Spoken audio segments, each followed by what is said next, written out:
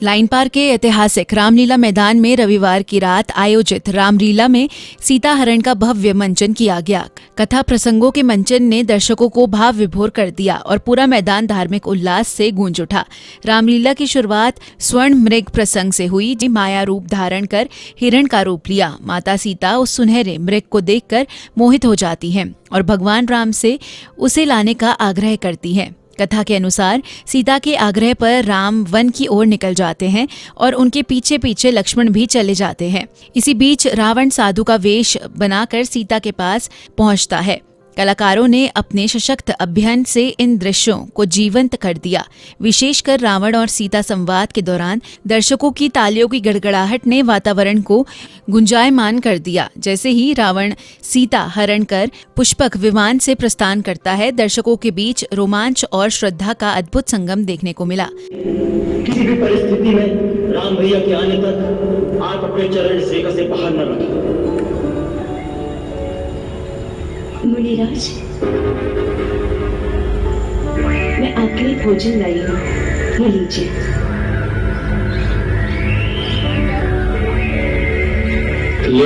से थके हुए ही बार बार उठा नहीं जाता। ज्योति को कष्ट करना होगा। देवी, तुमको यारी तुम्हें नहीं लगती।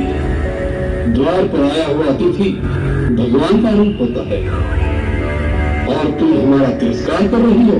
नहीं अतिथि देवता, मेरे वहां में आने का कारण आपका तिरस्कार करना नहीं।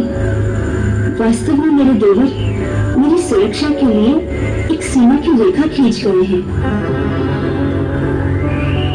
और अपनी शपथ देकर कह गए हैं मर्यादा की सीमा को त्याग कर बाहर न जाना। इसलिए मैं बाहर नहीं आ सकती। कृपा करके अपनी बात को बुरा न माने। बहुत हो चुका। आप व्यवस्था को समझने की चेष्टा कीजिए। हम सब समझते हैं, सब कुछ जानते हैं। हम त्रिकालदर्शी हैं। मूर्ख स्त्री, हम सब देख रहे हैं। पीछे सिंधु द्वारा तुम्हारी पति को नहीं, अपने श्राप मत दीजिए। मैं वहीं आती हूँ। आप मेरे पति को श्राप मत दीजिए। श्राप मत दीजिए। मुझ पर दया कीजिए। मुझसे भूल हो गई है। मुझे आपकी शक्ति को नहीं पहचाना था। मुझे क्षमा कर दीजिए। जाओ कन्या, हमने तुम्हें क्षमा कर दिया। ताकि राजकुमारी, और इस अवस्था में ये कैसा दुर्दैव है जिसमें इस घास फूस की कुटिया में नष्ट कर रही हो। और ऐसे नारी रत्न को तो किसी त्रिलोकी के राजा की पत्नी होना चाहिए था। मेरे लिए तो मेरे पति ही त्रिलोकी के राजा है। उनसे बढ़कर और कोई हो सकता है क्या? सीते, जिसके नाम से देवता, नाग, किन्नर, असुर, राक्षस अर्थात संसार के संपूर्ण प्राणी थर्रा उठते हैं। सूर्य, चंद्र आदि नवग्रह जिसकी इच्छा से चलायमान होते हैं। जो संसार के समस्त चराचर प्राणियों का स्वामी है, जिसे देख वृक्षों के पत्ते भी भय से स्तब्ध हो जाते हैं। अरे वायु भी जिसके सामने सांस नहीं ले सकती। तुम तो उस लंकाधिपति रावण की पत्नी होने योग्य हो। इसे पापपूर्ण वचन कहते हुए तुम्हें लज्जा नहीं आती? कोई महात्मा के वेश में तुम्हें दुरात्मा हो। कौन हो तुम?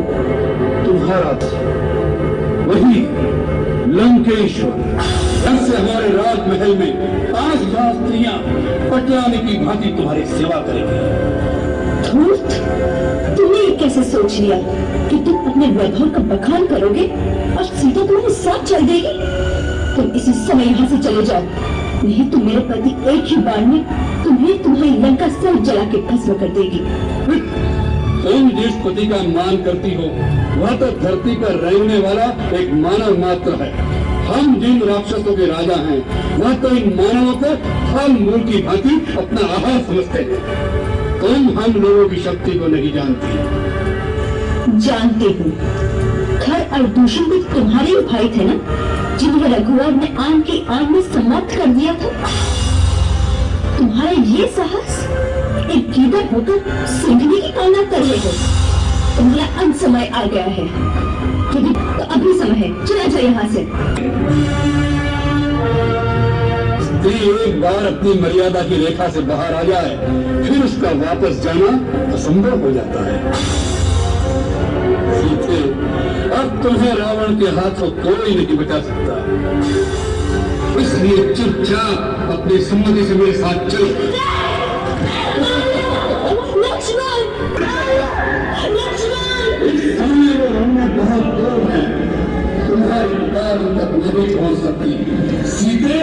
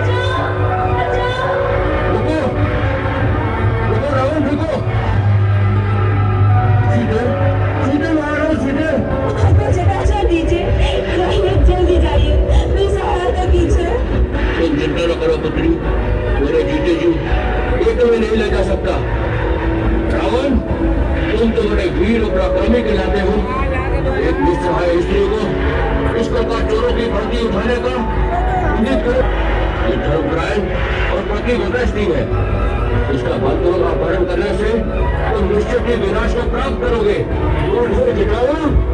रावण को शिक्षा दे रहे हो, जाओ किसी पेड़ पर बैठ के आराम करो। मैं बूढ़ा अवश्य हूँ, परंतु अब भी तुम जैसे अभिमानी का मान भंग कर सकता हूँ। सीता मेरी पुत्र तो समान है, मैं अपने प्राण देकर भी इसकी रक्षा करूंगा। आज तुम मेरे पंजों से मारा जाएगा।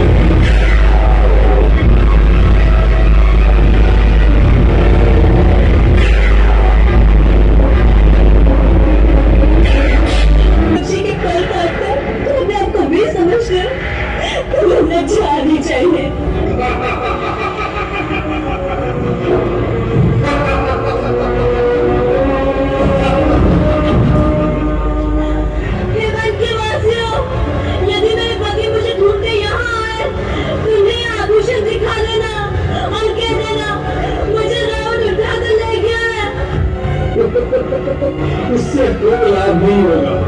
यहाँ रावण तुम्हें मंचन का संचालन पुनीत जैन ने अपनी कुशल और रोचक शैली में किया, जिससे दर्शकों का उत्साह लगातार बना रहा। हर संवाद और हर दृश्य के बाद दर्शकों ने तालियों और जय श्री राम के उद्घोष से मैदान को भक्तिमय बना दिया। मंचन के अंत में जब पूरा मैदान जय श्री राम के नारों से गूंज उठा तो वहां उपस्थित हर दर्शक के मन में भक्ति और उत्साह का संचार हो गया। यह मंचन न केवल धार्मिक आस्था का प्रतीक रहा, बल्कि भारतीय संस्कृति और परंपरा की जीवंत झलक भी प्रस्तुत करता दिखाई दिया। रामलीला कमेटी के पदाधिकारियों ने बताया कि इस बार भी मंचन में आधुनिक प्रकाश और ध्वनि व्यवस्था का विशेष ध्यान रखा गया, जिससे कथा प्रसंग और भी अधिक प्रभावशाली ढंग से प्रस्तुत हो सके। इस प्रसंग को देखने के लिए आसपास के इलाकों से बड़ी संख्या में श्रद्धालु और दर्शक पहुंचे।